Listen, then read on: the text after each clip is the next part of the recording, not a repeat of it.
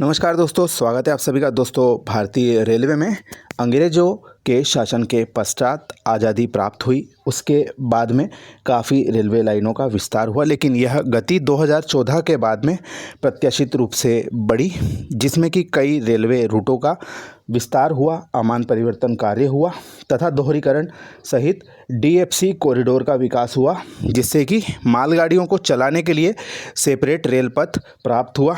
साथ ही नई रेल लाइनें जो कई वर्षों के इंतजार के पश्चात भी स्वीकृत नहीं हो पा रही थी, उनको बनाने के लिए भी रास्ते प्रशस्त हुए।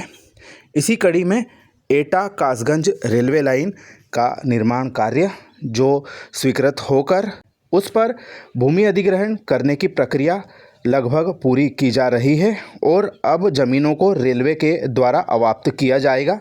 मुआवजा डालने के पश्चात में यह कार्यवाही अब पूरी होने वाली है, जिसके लिए उत्तर पूर्व रेलवे के द्वारा राजस्व विभाग के सामंजस्य से चिन्हित की गई जमीन की सूची तैयार करने के बाद में अधिग्रहण संबंधित प्रक्रिया अब अंतिम दौर में पहुंच चुकी है, जिसके लिए अंतिम राजपत्रों का प्रकाशन भी किया जा चुका है। एटा कासगंज के बीच कुल 29 किलोमीटर लंबी नई ब्रॉडगेज रेल लाइन बिछाई जा रही है। इस रेल लाइन का निर्माण एटा जिले के कुल 16 गाँव से होकर किया जा रहा है। इसके लिए पूर्वोत्तर रेलवे गोरखपुर मंडल में जनपद एटा के किसानों की जमीन अधिग्रहण संबंधित तैयारियां अंतिम दौर में पहुंच गई है। रेलवे के द्वारा जो स्थानीय प्रशासन है, उनके सामंजस्य से 16 गांवों की कुल 105.169 हेक्टेयर जमीन की नाप तोल कर गाटा संख्या सहित सूची तैयार कर संबंधित रेलवे मंडल को प्राप्त हो चुकी है। प्रक्रिया अब काफ़ी आगे बढ़ चुकी है, जिसमें अब जो मुआवजा है वह जल्दी ही डाला जाएगा। रेलवे गजट का प्रकाशन हो चुका है। रेलवे के अधिकारी तहसील सदर में जमीन अधिग्रहण मुआवजा वितरण संबंधित कार्यों को शुरू करने वाले हैं। साथ ही रेलवे अधिकारियों को बैठने के लिए सदर परिसर में अलग से कार्यालय भी बनाया जा रहा है। श्योराई गांव में सबसे अधिक जमीन अधिग्रहण किया जाएगा।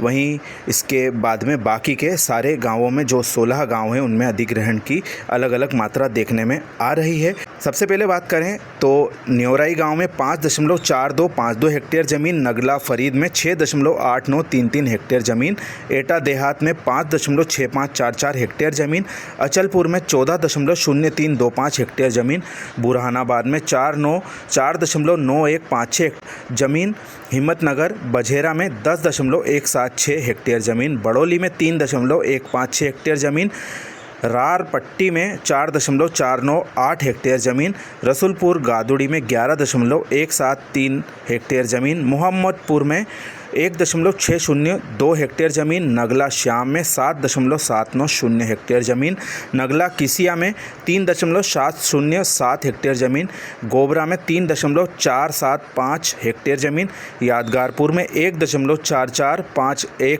हेक्टेयर ज़मीन, श्योराई में 16.630 हेक्टेयर ज़मीन, वहीं वीरपुर में 4.599 हेक्टेयर ज़मीन, कुल मिलाकर 105.169 हेक्टेयर ज़मीन का अधिग्रहण यहाँ पर किया जाना है। इस परियोजना के लिए 389 करोड़ की स्वीकृति भी पूर्व में दी जा चुकी है। अब इस परियोजना का कार्य जैसे शुरू होगा तो अगले वर्ष के बजट में उम्मीद कर सकते हैं काफ़ी अच्छी धनराशि इसके लिए प्राप्त हो जाएगी।